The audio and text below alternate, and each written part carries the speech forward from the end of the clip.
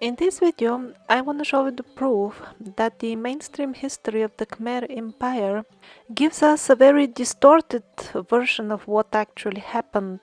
The reason for such a misleading way to present history is to create the false impression that first of all we live in a civilization which evolves for the better, and the second false impression that they aim to create is that the driving force which caused the demise of the Khmer Empire was simply a byproduct of this alleged progress. They want us to believe that newer, more progressive social structures by themselves replace the older, outdated structures. The truth is that just a couple of 100 years ago, there still lived people who were fully aware of the older, advanced civilizations on Earth. They kept clear written records about those civilizations, and still to some extent abided by the universal laws of goodness which they inherited from those civilizations. And that is why they had a society which surpassed ours in terms of prosperity, art, culture, management of natural resources, and much, much more. And the Khmer Empire was just one of the branches of this worldwide culture. And the demise of the Khmer Empire was brought about by the parasitic forces which have embarked on destroying everything beautiful on earth and plunging the human race to the bottom of ignorance and misery. And something else very interesting about the Khmer megaliths, they show evidence that the polygonal stonework, which is often attributed to a lost, very ancient civilization, was still widely used a couple of 100 years ago, and exactly in the Khmer megaliths we will see how did it devolve into brickwork. Now let me show you the evidence for all this and much more.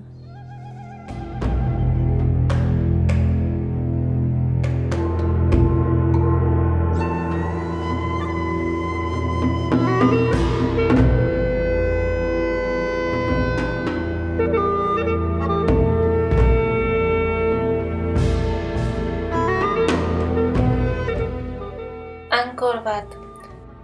The mass media and even some so-called history books assure us that in year 1859, Henry Mohot discovered this amazing city that was lost in the jungle, and they even assure us that even the locals didn't know about it, which is not even mainstream history. Just one of the numerous earlier mentions of Angkor Wat is this Japanese map. There was even a Japanese settlement at that time in Angkor Wat, and that is year 1635. Japanese inscriptions found on the walls of Angkor Wat further confirm this. The people who built the temple complex, commonly known as Angkor Wat, belonged to the Vedic society. It's a sure bet that if you encountered them now, you would call them Hindus. And since, in one of the previous episodes, we saw how the Japanese, for all practical purposes, are Hindus themselves, their close ties with Angkor Wat isn't surprising at all.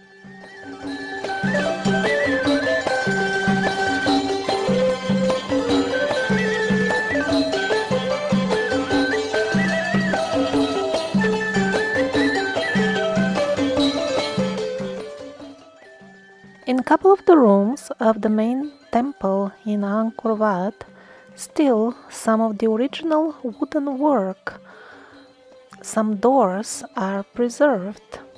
The floor here is modern, but the doors are original. So if the complex was indeed built some 1000 years ago, how come this wood didn't rot in this moist and hot tropical environment?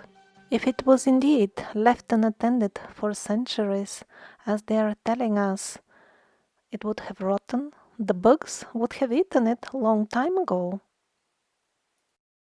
Here, the original wooden elements can be clearly distinguished from the modern support because of their decoration.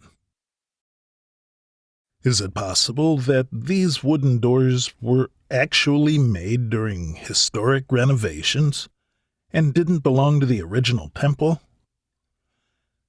I don't think so, because although there were minor traces that here and there the Hindu temples were later reused as Buddhist temples, it was clearly visible that they were refashioned without that fineness, that refinement that the original builders of the temples displayed. And it is out of the question that they could have rebuilt such doors with such elaborate carvings. The carved doors are most definitely original, and they show that Angkor Wat is not as old as they're telling us. As you can see, the doors are not found in some deeply hidden, protected place. They are very close to the outside environment, which is very moist and very hot.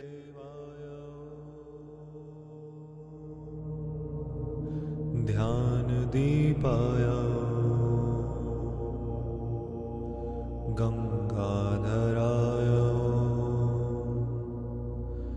गुरुदेवाय लिंगराजाय. The way in which some of the Khmer temples, actually only a couple of them, are overgrown with these trees certainly creates a very mystical atmosphere. But being mystical should not be confused with being very old, because an actual critical study of the situation with the overgrowing with these trees also shows an evidence that the full complex was not abandoned a long time ago, as they are trying to convince us, but in much more recent times. This spectacular species of trees, it's a couple of varieties of them, similar but not the same, they have an unusual lifespan of 100 years. Sometimes they could live to up to 200 years. If this complex of temples scattered around the jungle over a very large area of tens of kilometers, if this was abandoned for many centuries, there should have been many generations of such huge trees which lived and died, and their trunks remain dry. I visited Angkor Wat earlier this year, and this is not at all what is to be observed. Actually, only a couple of the numerous temples are overgrown with such spectacular trees. The fact that, let's say, 80% of these temples are unaffected speaks for itself. And again, as I said, they're scattered here and there in the jungle. They are not clustered at one place, which is kind of protected from seeds from such trees. No, this is not at all the case. So there is no question of lack of seeds. It's not that the big trees are missing because they were all removed during restoration. They can't be removed so easily because the roots grow in between the stones. And for removing them, one would need to first dismantle the full building. So it's not that a couple of decades ago there were much more trees and now they are simply cleaned up. No, there is no claim that this is the case, and it can't be the case. The number of the trees is one thing, but also their size. There are very few spectacular huge trees, while small trees with small diameter are by hundreds in these couple of overgrown temples. So this also shows that the place was abandoned relatively in recent historic times. Otherwise, we would find around the numerous dried trunks of huge trees. Notice here, all the trees are small, really big, spectacular trees are very, very rare. Also, in recent years, articles started appearing in the media that it's urgent. The trees started destroying Angkor Wat in an alarming rate. Wow, so they were not doing it for the fantasy hundreds of years that it was abandoned, and now that we take care of it and we clean it, they started destroying it at an alarming rate. How come? So the historians, mainstream historians, understand that this makes their stories very shaky. They are fantasy stories that everything is very old and lost, forgotten civilizations from long time ago. That's why they write sheer nonsense, like they say things like the trees that before were supporting Angkor Wat are now destroying it. How come before they were supporting it? Well, the way they explain it is what I told you earlier, that the branches are in between the stones and kind of, serve as a mesh between the stones. So what? Now with the alarming rate, they no longer serve as a mesh as they were doing for hundreds of years, and now they became killers of the temples? No, not at all. The truth is that we can't even properly maintain them. Not so long time ago, people used them, people maintained them properly, and took good care of them because they were the abodes of their gods. And why do they pay the mainstream historians to confuse people that the culture of Angkor Wat was obliterated in faraway times and not very recently? Because that will reveal the true colors of certain modern governments which operate under the mask of being humane, while in reality they destroy peaceful societies and trash them completely. Those on the top don't do the dirty work themselves. They need fools like us to do the dirty work, fools who believe that waging wars can be justified.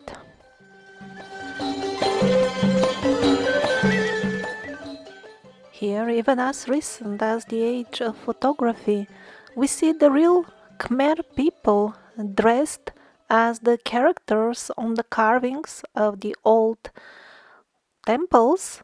So obviously they belong to the same culture still. They maintain their temples. Before the previously mentioned fools, that means me and you, came and poisoned their lives with stupid ideology. And of course, everywhere the same pattern. France adopting Cambodia as a protectorate. Look at the words adopting. That means like care, like as if you adopt a child. Then another very misleading term, protectorate, again comes from protection. Really, did they have any protection intent in their mind by invading Siam, murdering the locals to take control of the ruins? And now, in modern times, we, the arrogant fools, we are free to visit Cambodia and feel very good about ourselves by giving few cents to the people we have handicapped in the name of goodness and progress and spreading democracy around the world. And how wonderful that the people who will accept few cents from us equally believe all those lies about progress, and that's why they want to send their kids to a modern school, thus securing a complete wipeout of their memory. of the times when the Khmer people were related to their gods and built complex of monuments which is far bigger than all the famous Egyptian pyramids taken together, not to mention how much superior are the Khmer temples in terms of the elaborate art. So a local guide was showing me some writing on the temples, and he was explaining that this is in a language that they no longer understand at all. He said, now we have a completely new language. I asked him when did this radically new language appear? In 20th century, I think, between 19th to 20th century, Khmer modern language created By whom? by Chunam, by Von Mang, name of Chunam, the monk. Khmer modern language created, maybe in 20th century. And this seems to be the standard procedure. Once the parasitic paradigm engulfs a culture of goodness, one way to suffocate it is, as he says, to create a new language by one man, he says. So, one man is paid to create a new language, which is later forced onto the population by the government. That is a very effective way to disconnect the people from the sources of the old knowledge. Even if they manage to get a hold of some old book that has escaped destruction, they won't be able to understand what it says due to linguistic problems. This tactic wasn't adopted only in faraway exotic places, but also, as we will see in future episodes, in Europe as well.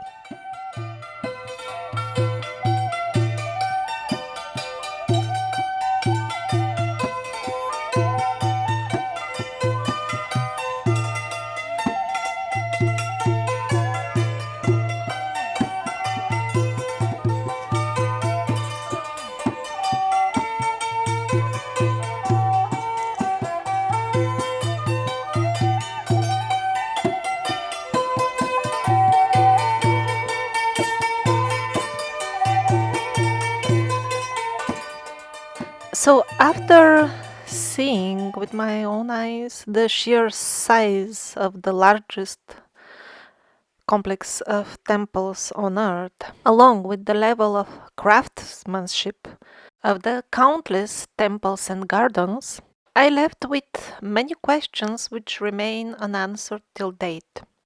First of all, let's see how was everything built. Most of it indeed seems to be simple manual work. The chisel marks are clearly visible, and maybe we could say that this is the situation with most of the stones. It's not hard to study them. One can find them in abundance all over the place.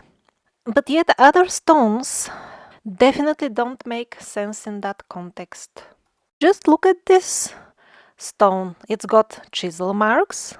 But then on the left side, it looks as some sort of cast concrete.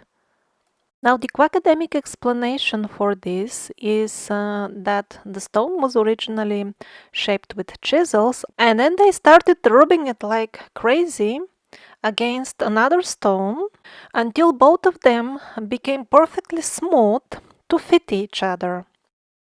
Here are some examples of how well they can fit. Now, if somebody would be kind enough to provide a practical demonstration of something like this, I could be inclined to believe that by such a technique, precision has been achieved for fitting this type of stones when we have two perfectly flat surfaces facing each other. Maybe that could be achieved by the technique described, namely endless rubbing until you fall unconscious. But as far as this type of stones, I can't wrap my mind around how this type of surfaces could be a result of rubbing. After all, the lines continue from one stone to the other. Of course, such internal smooth surfaces of the stones could be achieved by other means. which do not require sophisticated technology. But then the question is, why would they make their life so difficult? That would be a titanic amount of work on which millions of men, yes, millions of men, would need to work full time. I'm talking only about smoothing the inside surfaces of the stones, which are not even visible on the outside. And the question is not only would they, also did they, because obviously they knew about smarter way of building, like for example casting. They were casting each and every individual brick. As you can see, their bricks, at least in the initial stages when they started working with the bricks, when it was still a transition from megaliths to bricks, their bricks were not of standard size. What I'm getting at is that if they knew how to cast bricks, polygonal bricks, probably on the spot, then why wouldn't they do that with the bigger stones?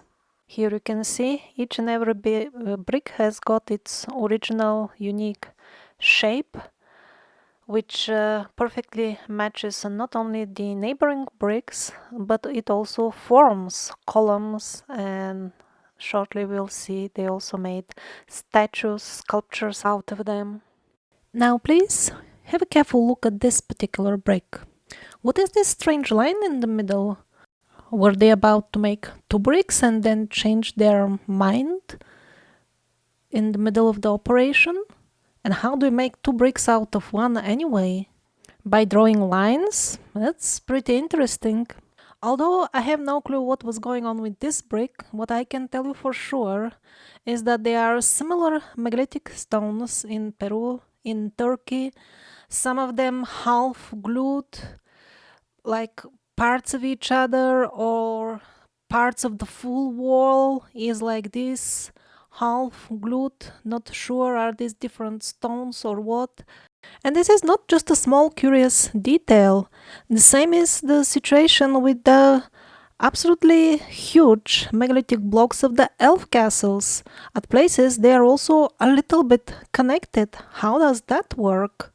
Hopefully I can find out during one of the upcoming expeditions, because I see this as a key point which needs to be understood if we want to figure out how did they manage to make at least the older, most impressive megaliths.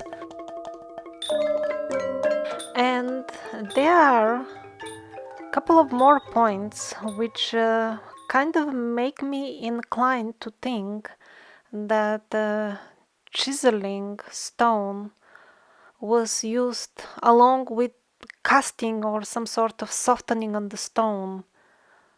Both techniques were probably used alongside each other. First of all, at a couple of spots, and that was at spots where the quality of the masonry work was at its highest, I noticed kind of pieces of brick inside the stone.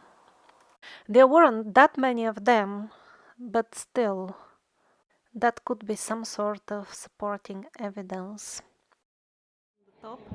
This is a huge original stone, but here it's a bit interesting.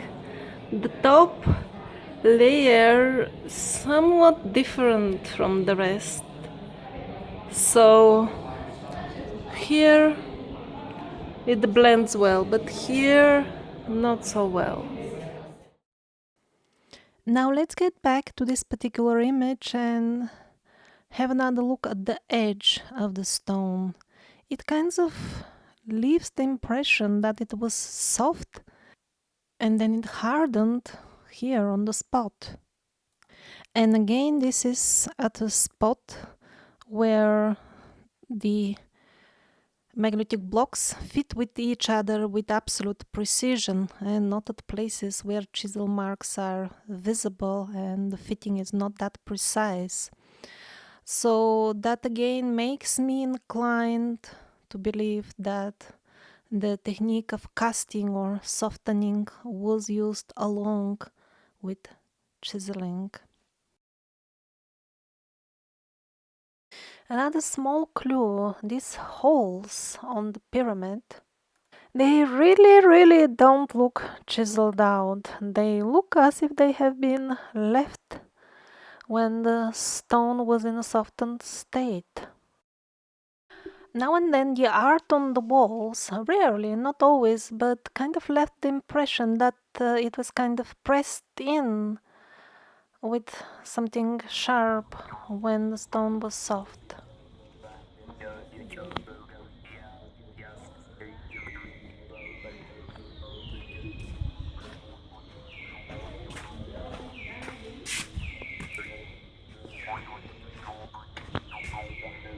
And now in detail about this very interesting transition from polygonal megaliths all the way to standard bricks at the end.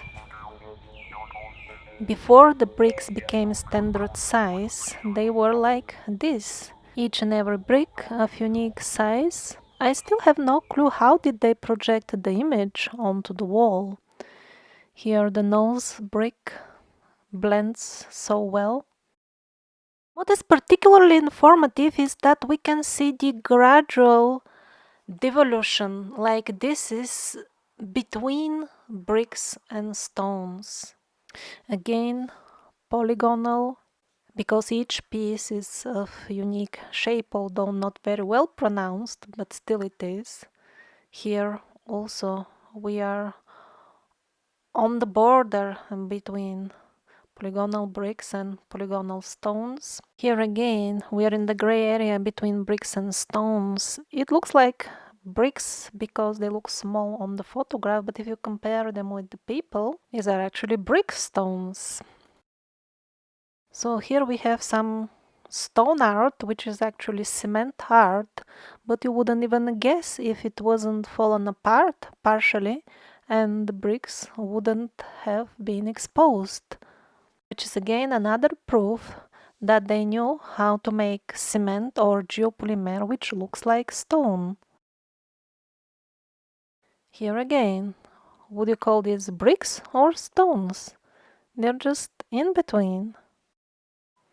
At places where the cement batch was well mixed, it still looks very good.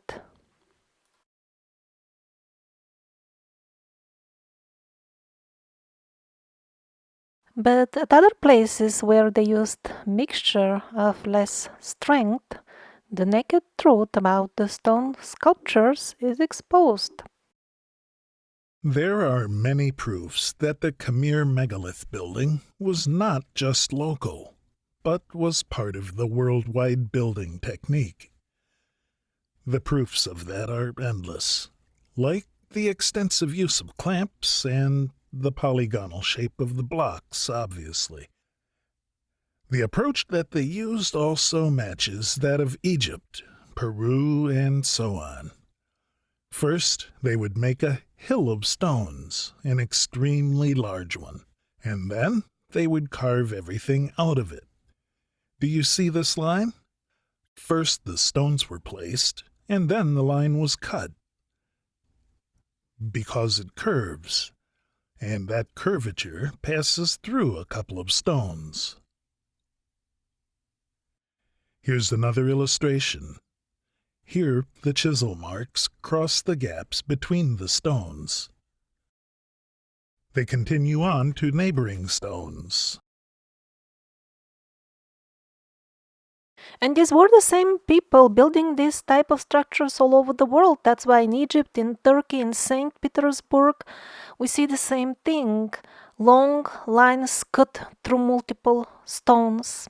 That's because they always use the same technique. First place all the stones and then do all the carving or shaping of entire rooms. Doors, windows, balconies, etc. Yeah, that's exactly how they did it. That is the mainstream version, and this is exactly what I saw, but only on the temples of the older generation when people still had the knowledge how to deal with such a gigantic proportions. Later on, as the devolution to the brick era occurred, various elements were cast and placed next to the bricks, like doors, ornamental windows, borders, columns, etc. And this culture was devolving worldwide as the consciousness of the people was getting lowered. The structures they were building became gradually flimsier and flimsier, but still there was a unique technique used all over the world. Like these are examples from Europe of the same things, figures cast out of cement on the top of the bricks. Even at that point, we had very successful stone imitations. And as we slide further on the timeline and we get near to the current moment of our glorious history, I think now we are about at the level of the langur monkeys, and in a couple of decades we'll be as smart as the macaques. Just see how durable and beautiful is our restoration work. This is Angkor Wat again.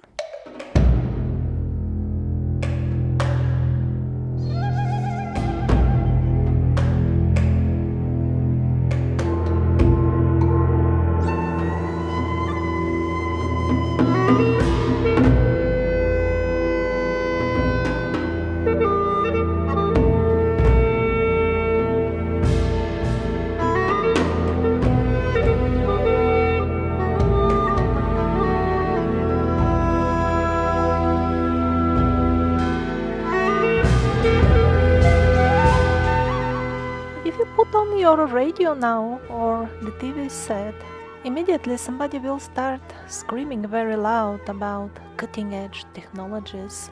So, how come people with blunt edges only and allegedly 1000 years ago made bricks that still last, while our bricks left outside on the weather fall apart in a decade, if not much less?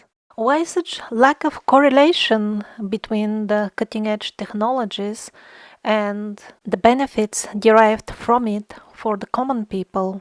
Indeed, we have some access to cutting edge technologies, but they're given to us only in a small amount, enough to entice us to live the beautiful life in houses amongst nature, so that we can get trapped in cities where we lose our freedom because we can no longer grow clean food, or if needed, they can cut access to any food, depending on how it plays out. But at the end, the cutting-edge technologies all boil down to a simple process: convincing the people to manufacture and install themselves various devices and substances and other subtle means, all designed to connect the human consciousness to a central hub which would be capable of remotely controlling all those who had voluntarily agreed to become part of that network.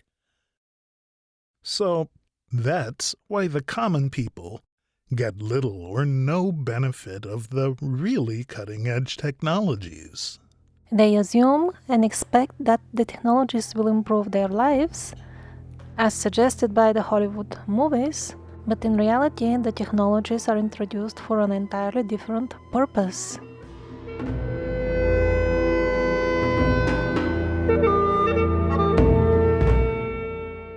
Now, the sheer scale of the construction in the Khmer Empire by itself makes it clear that we don't really understand much of what has been going on there.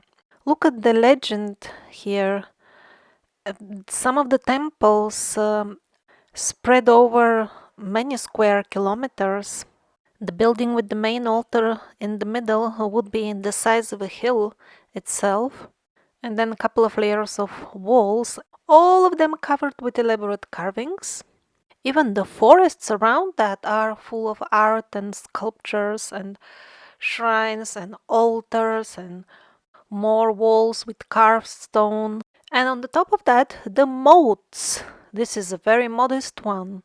The bigger ones simply reach to the horizon. And we are told that it has been all handmade by the hard-working Cambodians. I don't believe this one.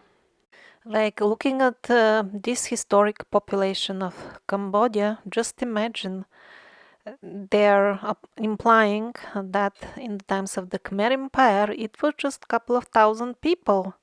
And they dug out all those lakes, built the stone mountains, covered them with jewelry quality carvings, and still had so much spare time that they even polished all the blocks of the stone hills inside.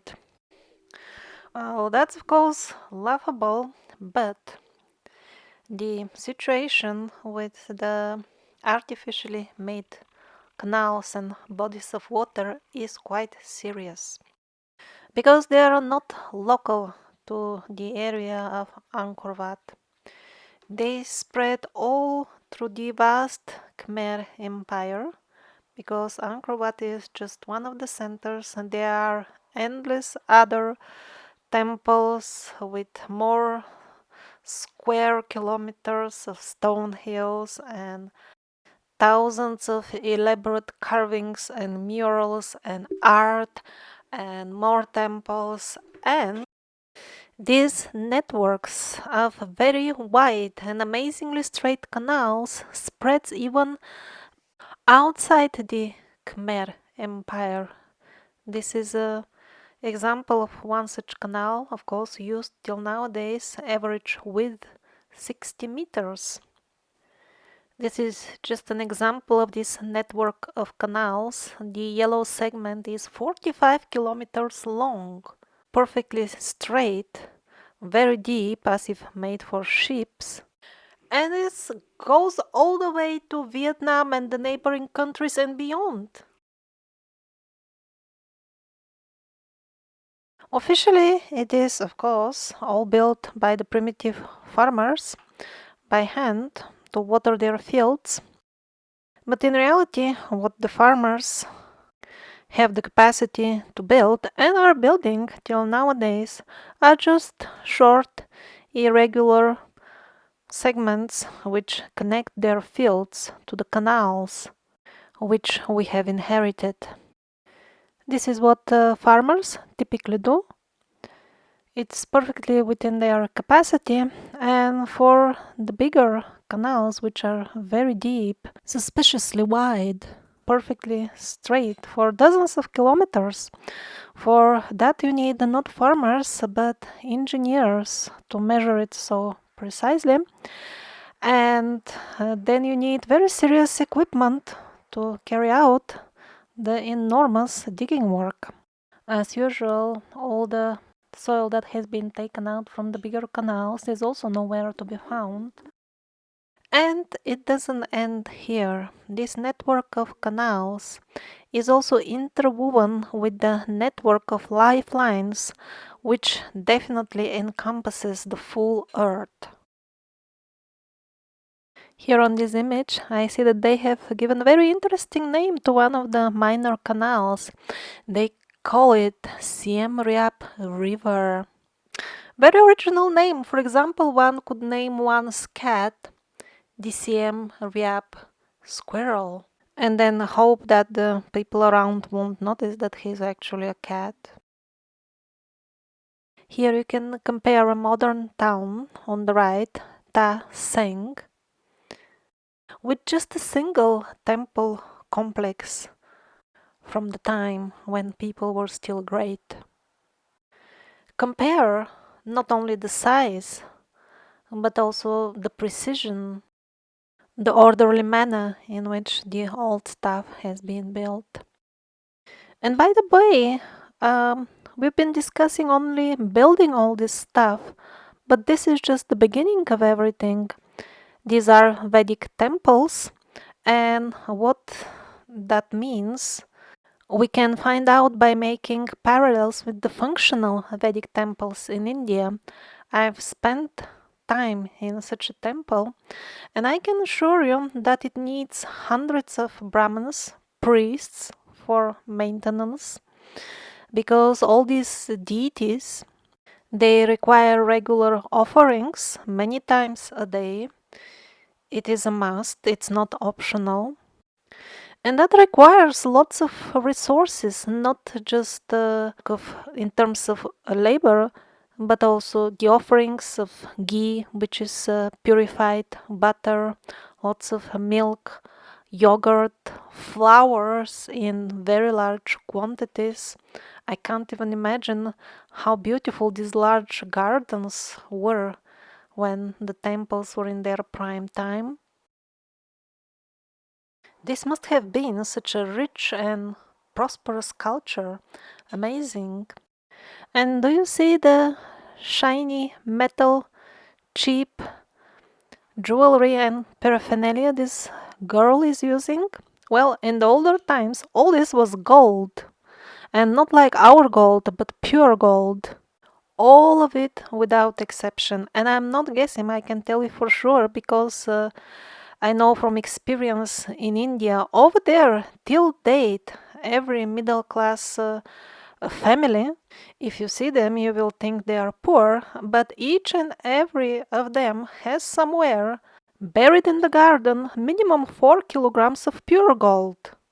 When they get their daughters married, they give a full jewelry set top to bottom with heavy jewelry, everything pure gold, otherwise nobody will take the girl. And this is nowadays when the British have successfully planted and harvested the seeds of poison and destruction, which obliterated almost everything good and holy in India.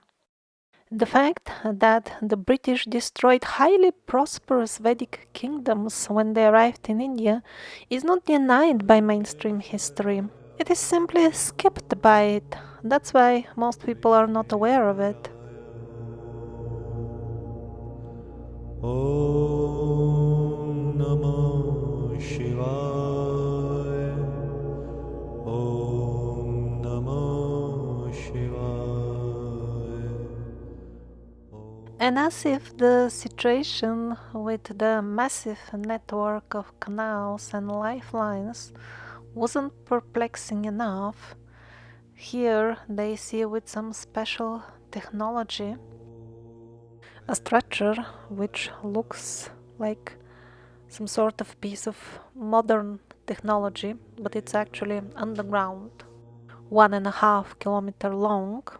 I don't understand the image very well, but if these are ponds, then definitely the installation below ground and the ponds are somehow connected. If this underground, very technical looking installation was on ground, the penguins would have concluded with great certainty that this is a maze for the concubines of the king to play in. But since it is buried, they play another card. Oh, it's a mystery. My personal conclusion out of all this is that we're quite far from understanding much about who the Khmers were. Rudrakshaya Sarvacharya Sarveshwaraya. Based on the ruins that I saw, I would say that the lord of the Khmers was Shiva. Although there are deities and depictions of all the other Vedic gods, definitely the Shivalingas or the deities of Shiva outnumbered them for sure. Now, out of all the highly questionable stories with which the penguins clog our heads, particularly distasteful I find their wild fantasies about the spirituality of the Khmers. So what they say is, this King Suryavarman must have, that's how all wild fantasies began, must have built all this because of fear from this and that, or because he wanted to show off and brag, or because he wanted to prove himself as this or that. How sly on the part of the penguins to use this impressive splendor of Angkor Wat, this awe which it inspires in those who see it, to endorse sick ideas, poison people's minds by subtly and cunningly endorsing that all rulers are low quality people like the ones we have nowadays. Although in reality, I don't know who and when built these amazing complexes of temples. Doesn't it make much more sense to suggest that if they were self centered and vain, they would build harems and palaces for their own use instead of fashioning all these stone wonders for the gods, because that's what the temples are. They are abodes of the gods. Why don't they ever say these temples might have been built by a righteous king who cared for his subjects, and that's why he built this paradise? There is also history in the Vedic literature. There were lots of righteous and really noble Vedic kings. That's when the Vedic system was actually functional, not like nowadays in India, where we have a pale reflection, rotten from inside. Shiva, the lord of the Khmers. Who is he? The truth is that he is an aspect of a personality which is far beyond our scope of understanding. Exactly like this small insect, for example, it's got nervous system, some sort of understanding of the environment, of the other creatures around. It definitely feels and understands things to a certain extent, but does it mean that it can feel or understand the complexities of the human life the way we understand them? No, it can never do that because it doesn't have a body which is geared for such a purpose. If the soul of this insect gets born in a human body, then it will be able to understand them. And in the same way, since Shiva is an aspect of the supreme all-pervading consciousness, some people call that consciousness God, for example, or the supreme God. We can't comprehend that level of consciousness with our current human body. And that's why the definitions of Shiva which we may attempt to give may end up being very limited and partial. But yet, on the other hand, we can describe very well, with our human capacity, the results from worshipping Shiva. I will describe them using very modern language because I've noticed that using traditional terms leads to misunderstandings because such terms often come with preloaded religious coloring. By worshipping Shiva with sincerity, dedication, and clear understanding of what do you want, you will get plugged in, connected to specific cosmic energies which will start flowing into your body. The changes, the physical changes which they will make will be rather slow, but the installation of a new operating system into your psyche will be much faster. This new operating system will not be like the new operating systems that we get for our computers, which are usually worse than the previous versions. The new operating system from Shiva will simply allow you to perceive more subtle levels of reality which were always there, but you didn't have the tools to see them. Hollywood has been brainwashing us since long time that spirituality is about believing in nonsense or things which don't have a separate existence of their own outside the imagination of the believer in them.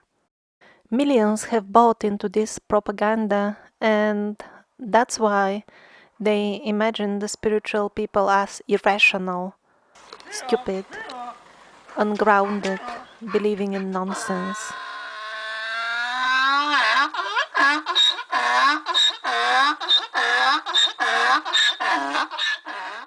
And this is a very modern misunderstanding. In the past, spirituality was exactly for those who understood reality better, who saw more than the others. And this type of blessings were the Khmer people receiving from Shiva, their lord, and that's why they lived in a society far superior to ours. Because perceiving more from the other layers of existence is not something disconnected from anything we call practical in lives. Actually, it is the most practical thing because it can be used in manipulating the events and circumstances within this very limited sphere that most people nowadays call reality. We perceive it as tangible reality. For the Khmer people, it was only the more dense portion of reality.